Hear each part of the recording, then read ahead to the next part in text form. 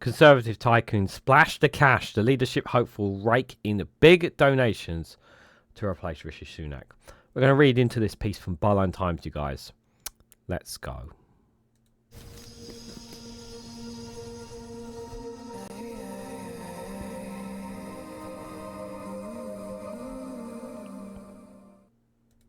Good morning, good afternoon, good evening, wherever you are in the world. This is Reganelite here with an article from Byline Times with the headline, "The Conservative Tycoons Splash the Cash.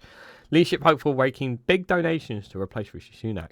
The frontrunner Robert Jenrick comes out on top with ousted candidate Priti Patel raised nearly as much as Kemi Badenoch, while others languish. Guys, while you're here, make sure you hit the like button and share it across social media so others are notified of this video. So I've covered it already on the Snowflake Watch live stream if you want to see some of it there. But for those who don't know, obviously the leadership contest has really got into full drive as it has already, and Priti Patel has been the first one to fall, despite the fact that I thought that she would be one of the favourites. Clearly I was mistaken, and that's something that I can actually openly admit, unlike some people. Priti Patel obviously got the boot. She got the lowest amount of votes, and it looks like at the moment that the votes are not very much good for Tom Tugendhat and Mel Stride. They could be the next ones to go. But before even that happens, one of the things that has been occurring is obviously is that a lot of these leaderships, this leadership contest, and the hopefuls themselves have to throw in a lot of money of their own in order for them just to be able to run. And for those who aren't aware, obviously, the Conservative Party got a fair chunk of money when they were in power. They have much less power now. Not much less power, sorry. Much less money now that's in their coffers, now that they only have 121 MPs, as opposed to the 300 plus that they had before. So they really are strapped for cash. And this is one of the ways that they've been doing it, is obviously by the leaderships pouring money into their campaigns. So a desperate times for desperate measures for them. But Robert Jenrick came out on top with the most nominations. So clearly he is someone that the people that those who have backed him clearly think that he's probably the right candidate for them. But whether he will be at the end, obviously, will be one thing. And it's not always about what they've done in the past. It's whether or not they can win over the hearts and minds. And it looks like to them, they think Robert Jenrick could be someone that could potentially be the next Conservative leader, potentially a future Prime Minister. Let's read more into what Byline Times report has to say on this. So, Conservative leadership front runner Robert Jenrick has raised the most cash in the party's leadership race so far, bringing in over £200,000 from funders since July. Bringing in the most money is getting you the most attention from the looks of it. The former immigration minister and Muir de facto in chief came out top in the first round of leadership voting by Conservative MPs on Wednesday. Jenrick has previously faced a major donation scandal after insisting a planning application from a party donor should be pushed through. Anti-woke former Trade Secretary Kemi Badenoch, who came third in the initial MP vote on Wednesday, was hauled in the second largest amount of cash, raising £188,900 in donations since July. Ex-Home Secretary Priti Patel, previously seen as a popular hardliner in the party, came last and was booted from the contest this week.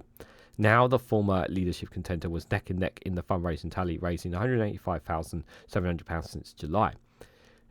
Excuse me. James Cleverly, who chased Badenoch, coming in a close third on the West on Wednesday by one vote, is fourth in donations for the contest so far, bringing it in £91,000 since the general election.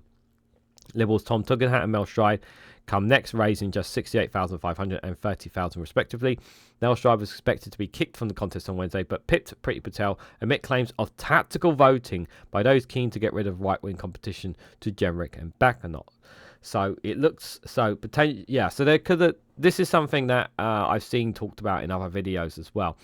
Is that there could be a lot of tactical voting in order to oust a certain candidate for the sake of wanting likely people from certain right wing, centre right, or whatever position they want to call on there. So there is going to be a lot of that potentially as well. Among the top donors, Patel brought in 70,000 from Robert Jenrick, the Russian-born businesswoman. Yeah, definitely nothing wrong there. Robert Jenrick received £20,000 from Zawari and Zawari Limited, the firm of disgraced former Conservative Chancellor Nadim Zawari.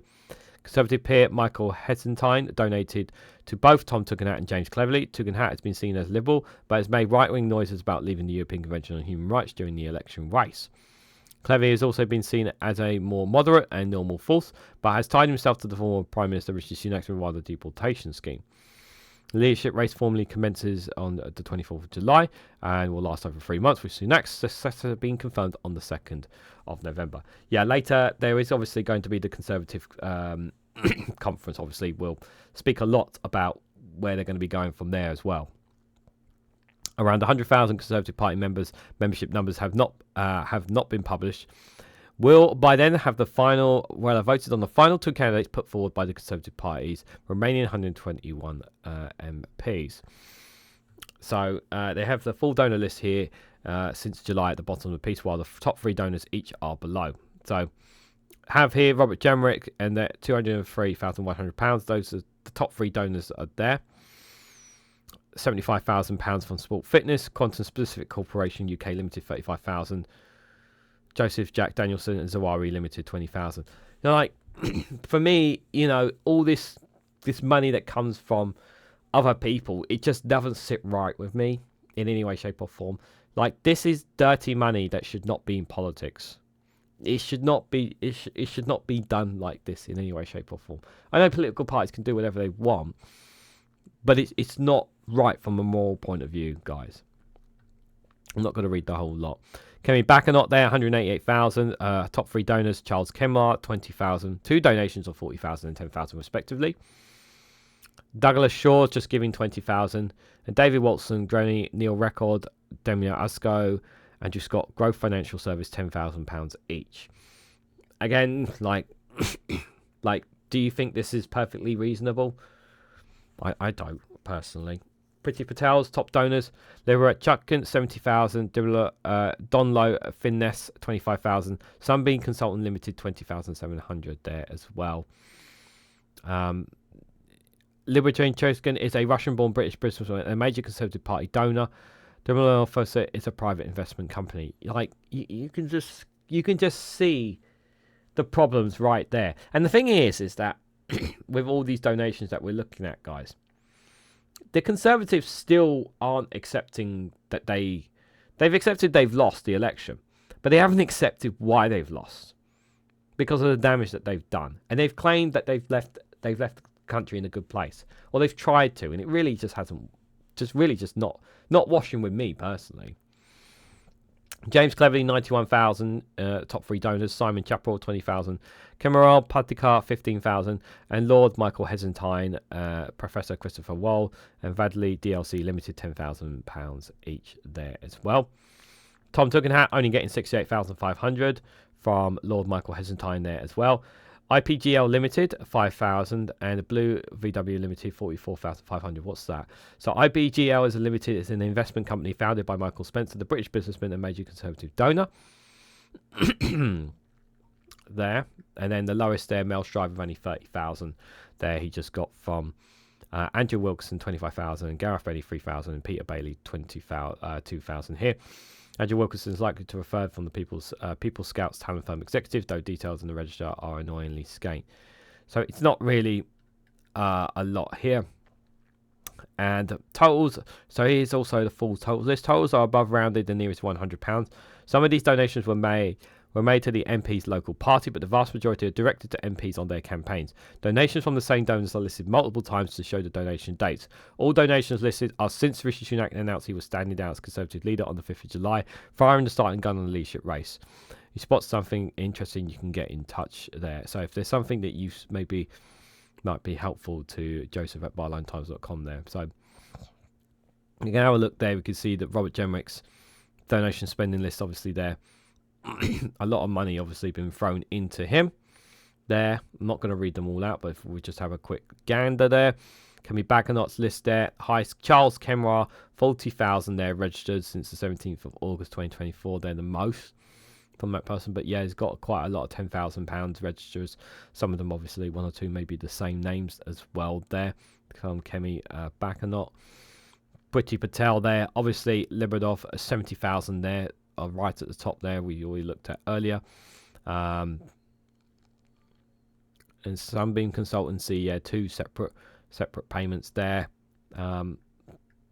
James Cleverly there, 20,000 from Mr. Simon Chapatal there. Again, a lot of different people and organisations there. Tom Tugendhat getting 41,000 there from Blue WV Limited Company there, and a couple of small donations there at the bottom there, and then right at the bottom there, Mel Stride, not much donations, but still Andrew Wilkinson 25,000 to his party, Gareth Penny 3,000 and Peter Bailey respectively there. Just a reminder of the Tory leadership election timetable. 2nd November, announcements for the ballot results. The winner becomes the new leader of the Conservative Party. That was 24th. That was the election timetable. So 24th for 29th. The candidates must have support from 10 Conservative MPs, 5% from the party to qualify for the first ballot. 4th and 10th December, Conservative MPs vote 2 rounds to narrow the field down to 4 candidates. 29th of September to 2nd October, the Conservative Party Conference. So that's the end of this month, guys. The 4 remaining candidates will deliver a speech. 2nd and 10th of October, Conservative MPs vote 2 more rounds to reduce the field at 2 finalists. And then finally, in the 10th and 31st of October, online voting periods for all Conservative Party members to choose between the final 2 candidates. It's all been put together by Joshua Montemar there from Barline Times, guys. And the link for the article will be in the description if you want to have a look as well. So some interesting numbers there, but at the same time, like, this reinforces my feeling about how much donations and money being poured into politics from outside.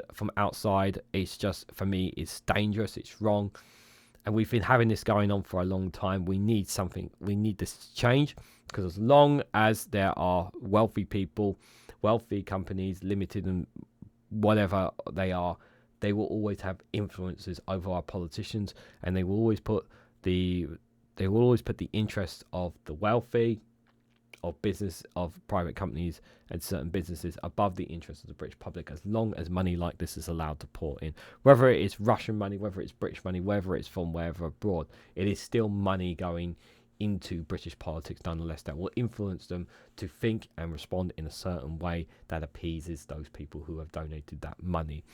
It's dangerous, it's dangerous, and it's problematic, and it's one that is not going away anytime soon, sadly. And yes, of course, no question that it's happening within the Labour Party as well.